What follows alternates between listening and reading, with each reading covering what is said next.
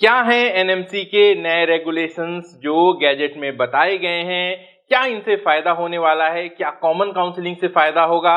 Common counselling लागू करने में चैलेंजेस क्या आने वाले हैं और क्या ये 2023 सत्र से लागू हो सकता है? कवर करेंगे इन सभी टॉपिक्स को आज के इस वीडियो में। नमस्कार, मैं हूं Prabhakar Bharti, medical admission counsellor. आप सबका स्वागत करता हूं। जैसा कि आप सब जान चुके हैं कि एनएमसी पे एक गैजेट प्रकाशित हुआ है जिसे ग्रेजुएट मेडिकल एजुकेशन रेगुलेशन 2023 के नाम से जाना जाएगा। शॉर्ट में इसे GMER 23 के नाम से जानेंगे। और गैजेट में एक बात और लिखी हुई है कि इसके पब्लिकेशन के साथ ही इसमें लिखी गई बातें जो हैं वो लागू हो चुकी हैं। ऐसे में 2 जून का ये गैजेट है, 9 जून को प्रकाशित हुआ था। तो लिखी हुई बात के आधार पर अगर माना जाए तो यह ऑलरेडी प्रकाशन के बाद से लागू हो चुका है। सबसे पहले इसकी मुख्य बातें जान लेते हैं और उसके बाद कॉमन काउंसलिंग पे विस्तार से बात करेंगे। तो इस गैजेट के पहले संभाग में इसका उद्देश्य बताया गया है कि कैसे उच्च गुणवत्ता वाले मेडिकल एजुकेशन सिस्टम को आम जनता के लिए सुलभ बनाया जा सकता है। इसके चैप्टर 2 में जनरल कंसिडरेशन की बात की गई है, जिसमें कॉलेजेस के लिए एथिक्स मेंशन किए गए हैं कि किस तरीके से अच्छी गुणवत्ता वाली शिक्षा, सस्ती शिक्षा छात्रों को उपलब्ध कराई जाएगी। इसके अलावा yoga, skill training, logical and scientific thinking जैसी बातें हैं। चैप्टर 3 में एडमिशन काउंसलिंग और स्टूडेंट के माइग्रेशन की बातें हैं। इनके मुख्य पॉइंट आपको बता देता हूं। सबसे पहले नीट यूजी का जो एग्जाम है, इसे चाहे तो एनएमसी कंडक्ट करा सकता है या फिर एनएमसी किसी और एजेंसी को या फिर मल्टीपल एजेंसीज को डेसिग्नेट कर सकता है नीट के एग्जाम को कंडक्ट कराने के लिए। UGMEB यानी कि under graduate medical education board यह तय करेगा कि कितनी भाषाओं में नीट का एग्जाम होना है और नीट के एग्जाम के तौर तरीके क्या होंगे। इसके साथ साथ जो नीट यूजी का एग्जाम है, इसको कंडक्ट कराने की जो जिम्मेदारी है वो भी UGMEB बोर्ड के अंतर्गत ही आएगी। इसके चैप्टर 3 में पॉइंट नंबर 9 में यह बात पुनः स्पष्ट की गई है कि जो भी छात्र नॉन क्वालिफाइड होंगे वो देश में मेडिकल एजुकेशन नहीं ले सकते, वो विदेश में भी मेडिकल एजुकेशन नहीं ले सकते, बशर्ते अगर वो विदेश से पढ़ाई करें तो बिना नीट क्वालिफाई किए हुए भी पढ़ सकते हैं, लेकिन फिर भारत में कभी वो प्रैक्टिस नहीं कर सकते। नीट के एग्जाम में आप सब जानते हैं कि आपका ऑल इंडिया रैंक होता है जो कि यूनिक होता है, लेकिन एक एक स्कोर पे कई 100 कैंडिडेट भी हो सकते हैं। ऐसे में अगर 2 कैंडिडेट के एक जैसे स्कोर हों तो उसमें किसका रैंक बेटर होगा, किसको प्रायोरिटी दी जाएगी, इसको लेकर नियम बदल दिया गया है। अब ये होगा कि सबसे पहले उस कैंडिडेट के फिजिक्स के मार्क्स को कंपेयर किया जाएगा। जिसका फिजिक्स का मार्क्स ज्यादा है उसको पहला रैंक दिया जाएगा। अगर फिजिक्स का स्कोर भी बराबर है तो उसके केमिस्ट्री के स्कोर को देखा जाएगा, और अगर केमिस्ट्री का स्कोर बराबर है तो फिर उसके बायोलॉजी के ऑप्टेंड स्कोर को कंपेयर किया जाएगा। अगर तीनों ही बराबर हैं तो फिर कंप्यूटर के माध्यम से लॉटरी कर ली जाएगी। तो यहाँ पे बदलाव हुआ है। फिलहाल जो व्यवस्था थी इसमें सबसे पहले बायोलॉजी के मार्क्स कंपेयर किए जाते थे, फिर केमिस्ट्री के और फिर फिजिक्स के, यानी कि अभी से उलट दिया गया है। अब पहले फिजिक्स कंपेयर होगा, फिर केमिस्ट्री और फिर बायोलॉजी। पॉइंट 11 में एलिजिबिलिटी को लेकर भी एक बड़ी कंफ्यूजन पैदा हो गई है। न्यूनतम आयु 17 वर्ष की होती है MBBS नीट यूजी के एग्जाम को देने के लिए। ऐसे में एक कट ऑफ डेट होती है जिसके आधार पर छात्र अपनी एलिजिबिलिटी कैलकुलेट करते हैं। अगर 2023 के नीट यूजी ब्रोशर को हम देखें तो इसमें यह बात लिखी हुई है कि जिस वर्ष छात्र एडमिशन ले रहा है उस वर्ष के 31 दिसंबर तक उसकी आयु 17 वर्ष पूरी हो जानी चाहिए। जो नई नोटिफिकेशन है इसमें 31 दिसंबर को 31 जनवरी लिख दिया गया है। अगर ये प्रिंटिंग मिस्टेक है तो और बात है, लेकिन अगर ये प्रिंटिंग मिस्टेक नहीं है तो अब यह होगा कि जिस साल नीट का एग्जाम हो रहा है उस साल के 31 जनवरी तक कैंडिडेट की आयु 17 वर्ष हो जानी चाहिए, यानी कि यहाँ पे 11 महीने का नुकसान होते हुआ दिखाई दे रहा है। फिलहाल 2023 का एग्जाम हो चुका है, तो अगर 31 जनवरी कट ऑफ डेट होती भी है तो यह 2024 सत्र से लागू हो सकती है, या फिर अगर यहाँ पे प्रिंटिंग मिस्टेक है तो इस पर क्लैरिफिकेशन एनएमसी बहुत जल्द दे देगा। पॉइंट नंबर 12, 13, 14 में कॉमन काउंसलिंग की बात की गई है। UGMEB गाइडलाइन देगा कि कॉमन काउंसलिंग किस तरीके से होगी, इसके क्या मानक होंगे, और भारत के सभी चिकित्सा संस्थानों में मेडिसिन में स्नातक पाठ्यक्रम में प्रवेश करने के लिए कॉमन काउंसलिंग होगी। जी हाँ, कई राउंड की काउंसलिंग आयोजित की जा सकती है। तो कई लोगों को ये कंफ्यूजन हो रही थी कि कॉमन काउंसलिंग में सिर्फ एक ही राउंड होगा। ऐसा बिल्कुल भी नहीं होगा।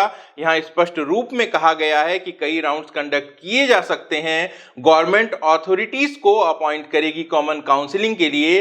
काउंसलिंग का मेथड क्या होगा, यह निर्देश भी सरकार की एजेंसी जारी करेगी और उसके आधार पर काउंसलिंग होगी। इसके बारे में इस वीडियो के आगे के हिस्से में हम और विस्तार से बातें करेंगे। चैप्टर 3 के पॉइंट 16 में बड़ा ही अच्छा प्रावधान बताया गया है। अगर आप पुराने दर्शक हैं हमारे, तो आपको याद होगा मैंने एनएमसी के बारे में अपने वीडियो में कहा था कि नियम तो कई सारे बनाए जाते हैं, लागू नहीं कर पाती है सरकार। ऐसे में नियम को लागू करने के साथ साथ सरकार को यह भी सुनिश्चित करना चाहिए कि कॉलेजेस एनएमसी के गाइडलाइंस को फॉलो करें और अगर नहीं करते हैं तो उस पर उचित कार्रवाई हो और वहां पे कहीं न कहीं दंड का प्रावधान हो। अब ऐसा भी नियम आ गया है, अगर किसी भी कॉलेज ने यूजीएमईबी के दिशा निर्देशों के विपरीत जाकर अगर एडमिशन लिया कैंडिडेट का, तो उन पे भारी भरकम जुर्माना होगा। पहली बार में प्रति सीट 1 करोड़ रुपए का, या फिर पूरे पाठ्यक्रम के दौरान जो फीस ली जाने वाली है कैंडिडेट से, उसमें देखा जाएगा या तो 1 करोड़ रुपया ज्यादा होगा या फिर वो जो फीस ज्यादा होगी वो ज्यादा वाला अमाउंट उनको जुर्माने के रूप में देना पड़ेगा। और दूसरी बार गलती हुई तो यह जुर्माने की राशि 2 करोड़ होगी, या फिर अगर टोटल फीस 2 करोड़ से ज्यादा है तो कुल फीस का 2 गुना जुर्माने के रूप में देना होगा। इसके बाद भी कॉलेज अगर नहीं मानता है तो उसकी मान्यता ही चली जाएगी। इसके साथ साथ उस छात्र का क्या होगा जिसने नियमों के विरुद्ध जाके नामांकन लिया, उसे कॉलेज से निकाल दिया जाएगा। 1 या अधिक वर्षों के लिए ऐसी रिक्त सीटों की 2 गुनी संख्या में जो सीटें हैं वो कॉलेज की कुल परमिटेड सीटों से घटा दी जाएंगी।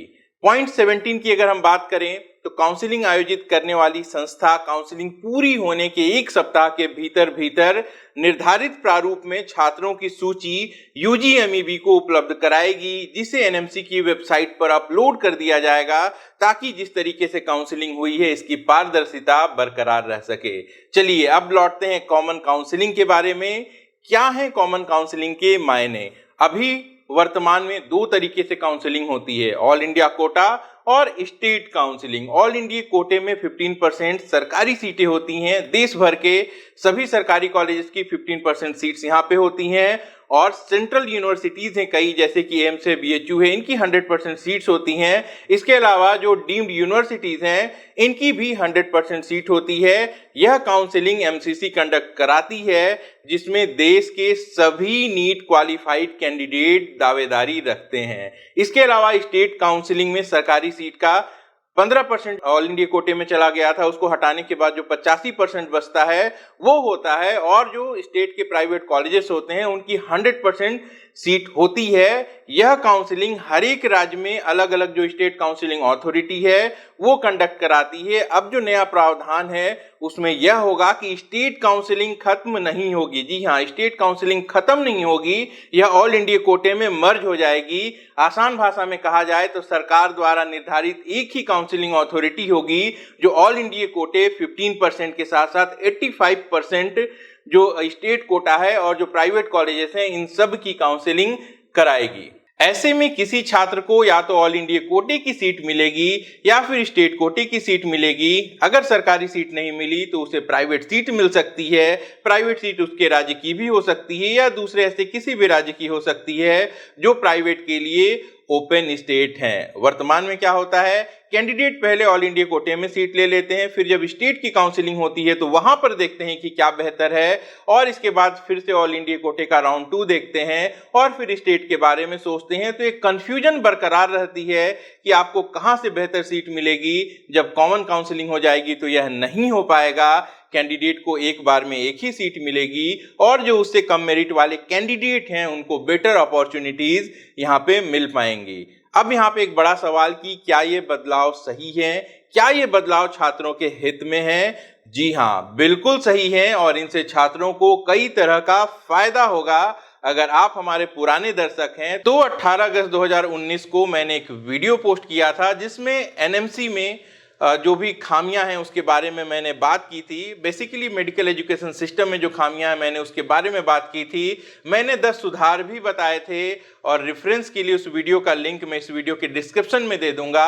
उसमें मेरा सबसे पहला सुझाव यही था कि देश भर में एक कॉमन काउंसलिंग होनी चाहिए जिससे छात्रों को उनकी बेस्ट डिजर्विंग सीट आसानी से मिल सके और एडमिशन प्रक्रिया में पारदर्शिता भी बनी रहे। अब यहाँ पे एक बड़ा सवाल है कि यह कैसे संभव होगा। आप में से कई सारे कैंडिडेट सोच रहे हैं कि ऑल इंडिया कोटे के साथ साथ स्टेट काउंसलिंग कैसे होगी, दोनों मर्ज होगा तो आप किस तरीके से चॉइस फिलिंग करेंगे। तो मैं आपको बता दूं कि वर्तमान में जो व्यवस्था है यहाँ पे ऑलरेडी दिल्ली की जो काउंसलिंग है स्टेट कोटे की वो ऑल इंडिया कोटे के साथ साथ ही होती है। इसी तरीके से अब सभी राज्य भी उसमें जुड़ जाएंगे। तो दिल्ली मॉडल से समझ लेते हैं कि ऐसा कैसे पॉसिबल होगा। दिल्ली की काउंसलिंग में 8 कॉलेजेस हैं दिल्ली के, इसमें से 3 दिल्ली यूनिवर्सिटी के अंतर्गत आते हैं। कौन से हैं वो भी जान लीजिए। लेडी हार्डिंग्स है, मौलाना आजाद है और यूसीएमएस है। यानी कि इनकी 15% सीट तो ऑल इंडिया कोटे में चलेगी और 85% सीट स्टेट कोटे में होती है। अब ये दोनों काउंसलिंग एक साथ होती है। बाकी के बचे 5 कॉलेजेस जो हैं वो आईपीयू के अंतर्गत आते हैं। वो भी जान लीजिए कौन से कॉलेजेस हैं। एक एसीएमएस है, डॉक्टर बीएसए है, एनडीएमसी है, वीएमसीसी है और डॉक्टर राम मनोहर लोहिया है। इनमें से वीएमसीसी और अटल बिहारी वाजपेयी इन 2 कॉलेजेस की स्टेट काउंसलिंग भी एमसीसी ही कंडक्ट कराता है, जो ऑल इंडिया कोटे के साथ साथ ही होता है। ऐसे कैंडिडेट जिनके पास दिल्ली का स्टेट कोटा है उन्हें रजिस्ट्रेशन के समय ही विकल्प चुनना पड़ता है कि वो दिल्ली के को होम स्टेट क्लेम करने वाले हैं और फिर चॉइस फिलिंग के समय उन्हें इन सभी कॉलेजेस के विकल्प 2 बार मिलते हैं। 2 बार क्यों मिलते हैं? एक बार 15% ऑल इंडिया कोटे के अंतर्गत उनको उस कॉलेज का विकल्प मिलता है और दूसरी बार उनके स्टेट कोटे के 85% कोटे के अंतर्गत उनको विकल्प मिलता है। ऐसा ही सभी बच्चों के लिए अब होगा।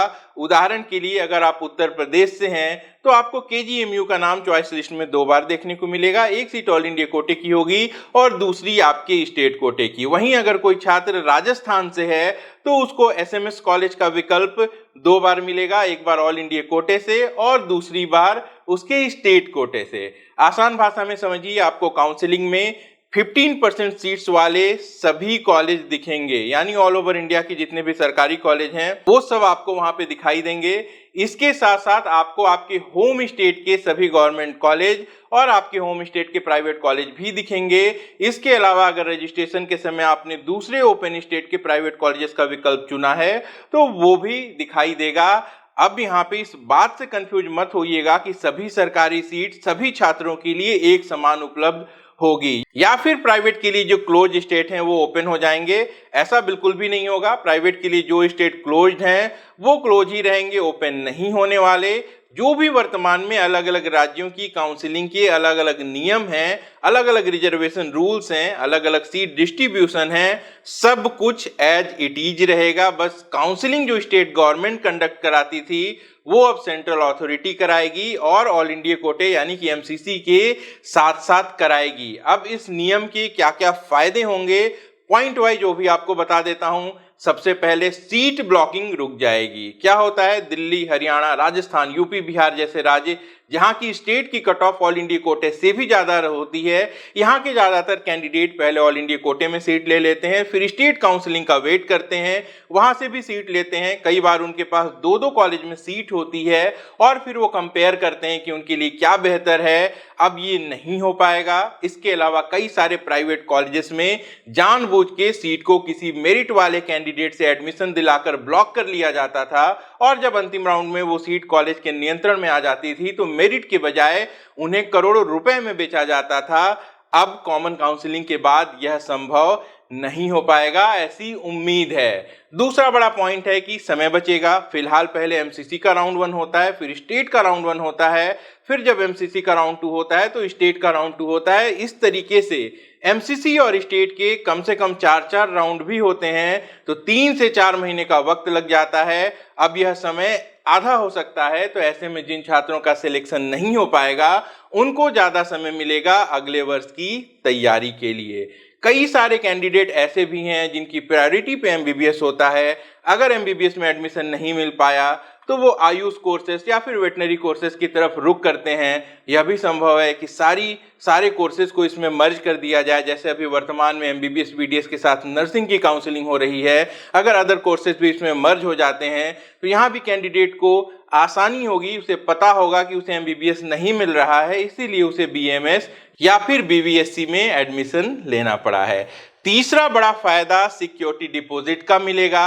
आप सब जानते हैं सरकारी सीट के लिए एमसीसी की काउंसलिंग में सामान्य वर्ग के छात्रों को 10,000 रुपए की सिक्योरिटी फीस जमा करनी होती है और कई सारे राज्यों में स्टेट काउंसलिंग में भी उन्हें सिक्योरिटी डिपॉजिट करनी होती है। उदाहरण के लिए उत्तर प्रदेश में 30,000 रुपए सरकारी सीट के लिए छात्रों को जमा करने होते हैं। यह फायदा होगा कि अब उनको एक बार ही यहाँ पे एमसीसी को या फिर सेंट्रल अथॉरिटी जो भी होगी उसको सिक्योरिटी डिपॉजिट जमा करनी होगी और यह फायदा प्राइवेट कॉलेज का प्रयास करने वाले जो छात्र हैं उनके लिए कहीं ज्यादा बड़ा होगा, क्योंकि एमसीसी में डीम्ड की अगर काउंसलिंग करनी हो तो उन्हें 2 लाख रुपए की सिक्योरिटी डिपॉजिट देनी होती थी और इसके साथ साथ अगर वो 3-4 राज्य की और काउंसलिंग कर रहे हो तो सिक्योरिटी डिपॉजिट की कुल रकम 8 से 10 लाख रुपए तक भी चली जाती थी। उदाहरण के लिए अगर कोई छात्र डीम्ड कॉलेजेस के साथ साथ उत्तर प्रदेश, बिहार, हिमाचल प्रदेश, राजस्थान एवं हरियाणा की काउंसलिंग का विकल्प रखे तो उसे क्रमशः 2 लाख, 2 लाख, 2 लाख,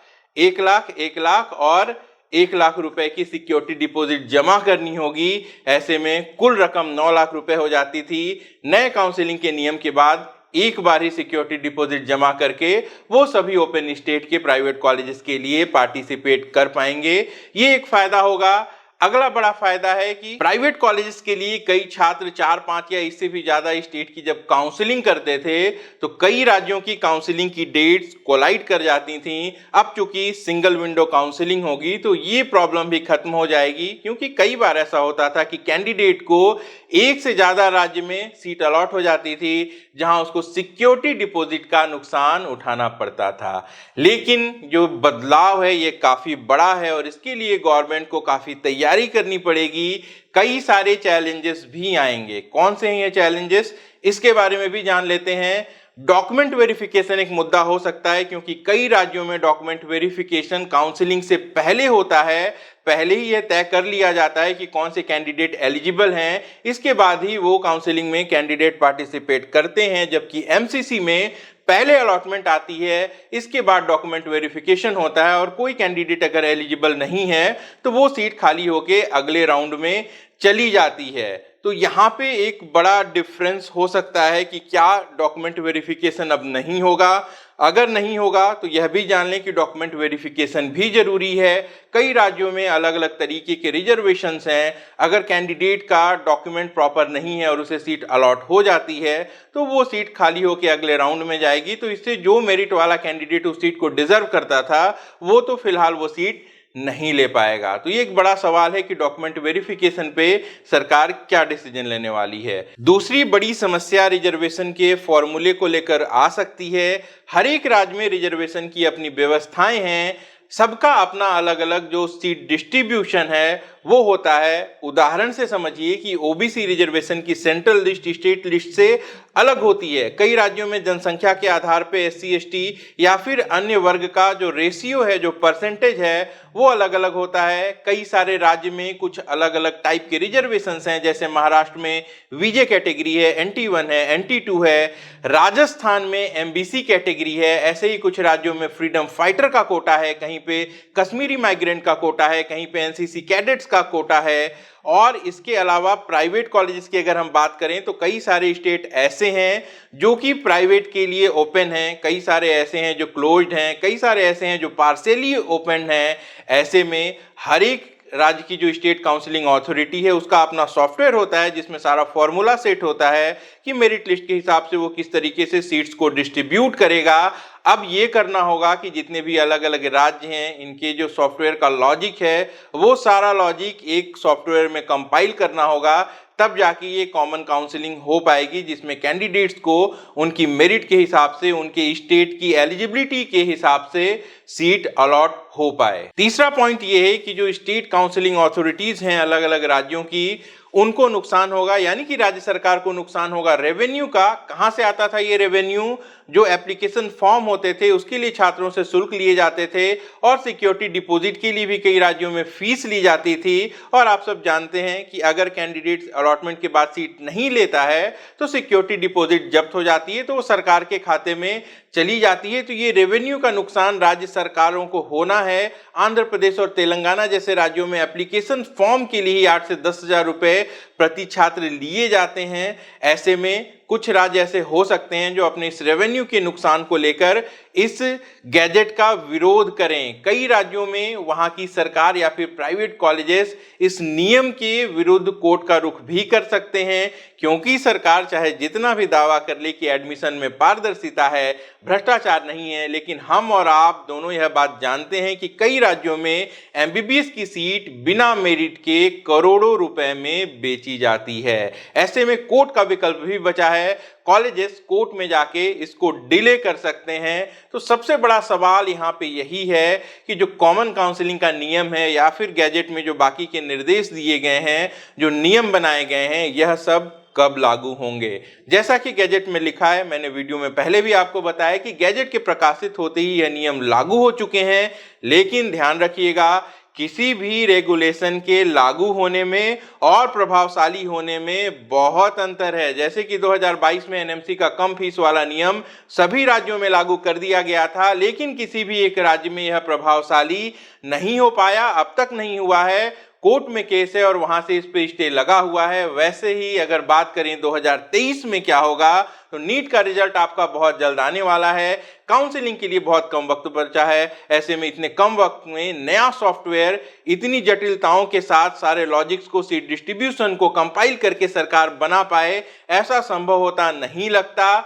कुछ राज्यों के काउंसलिंग के आवेदन भी लिए जा चुके हैं, जैसे कि केरल, सिक्किम, आईपीयू, सीएमसी वेल्लोर। तो क्या छात्रों को फॉर्म की फीस वापस लौटाई जाएगी? क्या होगा? मेरा अनुमान यह है कि 2023 सत्र के लिए कॉमन काउंसलिंग इतनी जल्दी संभव नहीं है, बशर्ते सरकार काउंसलिंग को कुछ महीने डिले न कर दे। कुल मिला के देखा जाए तो पिछले 3-4 साल में काफी अच्छी संख्या में सीटों में इंक्रीमेंट भी हुई है और काउंसलिंग में कई सारे पॉजिटिव चेंजेस भी हुए हैं, जो आने वाले समय के लिए बहुत ज्यादा अच्छे हैं। तो हमें इनका खुले दिल से स्वागत करना चाहिए। पूरे वीडियो में अगर कोई सवाल आपके मन में रह गया हो तो कमेंट में पूछिएगा, जवाब देने की कोशिश की जाएगी। और जो नए रेगुलेशंस हैं इस पे अपने विचार भी जरूर बताइएगा। वीडियो पसंद आया तो इसे लाइक भी जरूर करिएगा। अपना और अपनों का खूब ख्याल भी रखिएगा। मैं जल्द मिलूंगा। नमस्कार, जय हिंद। अगर आप हमसे कांटेक्ट करना चाहते हैं या हमारी पेड सर्विसेज अवेल करना चाहते हैं तो आप वीडियो के डिस्क्रिप्शन में दिए गए लिंक पर क्लिक करके अपनी डिटेल्स भरिए। हमारी टीम बहुत जल्दी आपको कांटेक्ट करेगी।